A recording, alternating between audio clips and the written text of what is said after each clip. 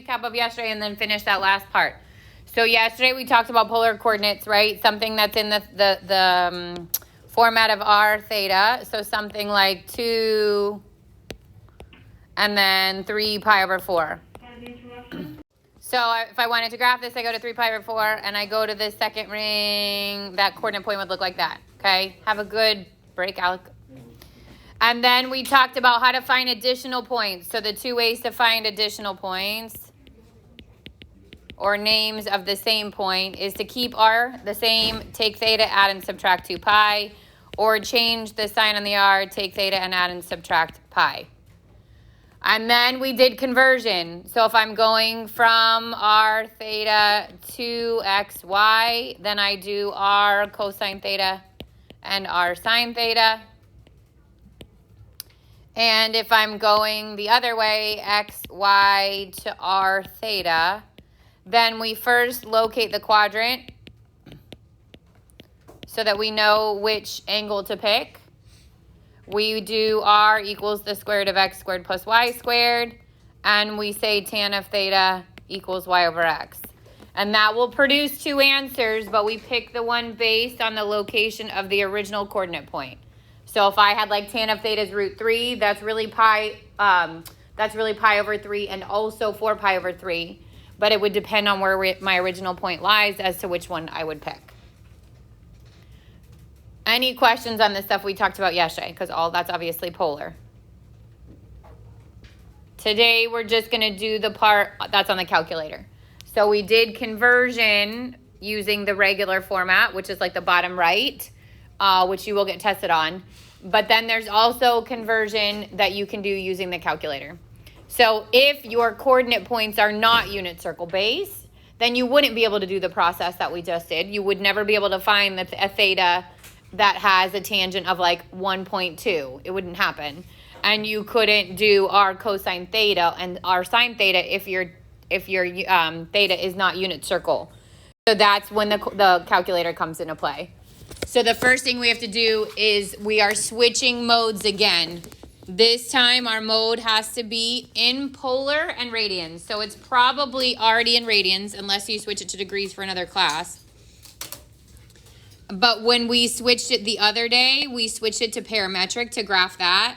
Now we've got to switch it to polar. So if I go to mode and I scroll down to where it says function parametric polar, I'm going to put it in polar. And you'll see, like, we don't need this for today, but when we come back, we're going to graph. When you hit y equals, now I get an r because your polar equations are in terms of r, like r equals, which would be your radius. What we're going to do today is the conversion of the points. So that lives in the menu. That's your second apps menu. If I go to second apps, which is where we did our degree minute second notation, those bottom 4 things are what we're going to use. So 5 says r to PR. That means my original point's rectangular and I want to put it in polar, and the first thing I'm going to get is the r. Then I'm going to do r to p theta, which is the 6th thing. And that means I'm in rectangular and I want to go to polar and I want the theta. So in order to get the conversion, you have to do both, the r and then the theta. And then 7 and 8 are the other way around. My equations or my coordinate points are in polar and I want to get into rectangular, and I have to do both. Polar to rectangular x, get you the x value. Polar to rectangular y, get you the y value. So the questions look like this. The first one says, convert the point to 0.5 and 1.58 to rectangular coordinates. So if I'm going to rectangular, what is it already in?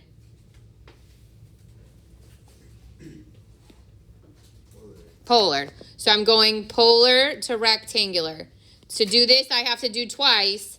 I'm going to do polar to rectangular x, and then I'm going to do polar to rectangular y.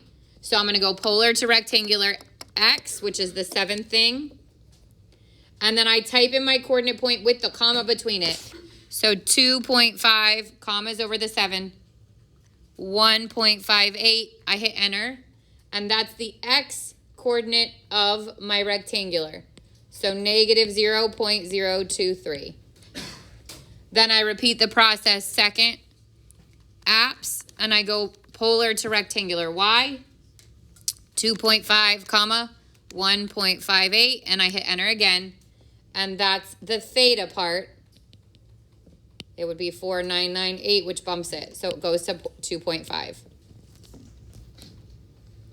And we talked about it yesterday, but because this is obviously not a polar coordinate, because the theta is like not an angle, I have to write our theta.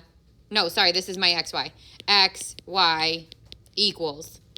So if I was answering an open-ended question, I would want to make sure that I am clearly showing that this is rectangular, not polar.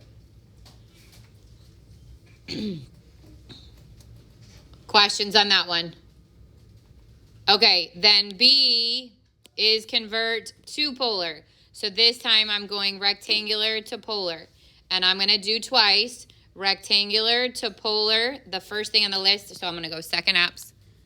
The first thing in the list is polar R. So I'm going to do rectangular to polar R, and then I'm going to do rectangular to polar theta. So rectangular to polar R, 6, 9, hit enter, and I get 10.817, and then repeat it again. Second apps, rectangular to polar theta, 6, 9, and my polar theta is 0.983. So the coordinate point for a r, theta would be 10.817 and 0.983.